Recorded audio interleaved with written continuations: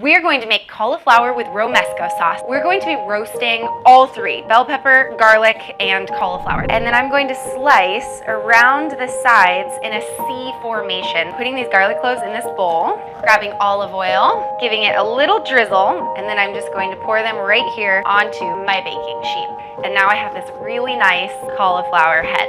We're going to be spooking it, and that means we're going to coat it with olive oil. We're going to add some salt, pepper, and garlic powder. And I'm going to start pouring a little bit of olive oil on top, and I'm going to take one hand and use this as my massage some of this olive oil into the cauliflower. And I'm going to be adding some black pepper, and I'm just going to add the teeniest bit of garlic powder. I'm now going to roast this for about 20 minutes, being at 400 degrees Fahrenheit. And then this cauliflower can go right back into the oven for another 25 minutes. We're going to be making our Romesco sauce in a food processor, and we're going to be adding our peppers. Next up, I'm going to grab this garlic, and I'm going to take these cloves and put them right in there. So we're going to be adding 1 cup of toasted hazelnut. Add 3 tablespoons of vinegar, 3 tablespoons of tomato paste, 1 teaspoon of salt, 1 tablespoon of paprika here, 1/2 teaspoon of chili powder. All right, so I just blended it in the food processor, and it's beautiful bright red.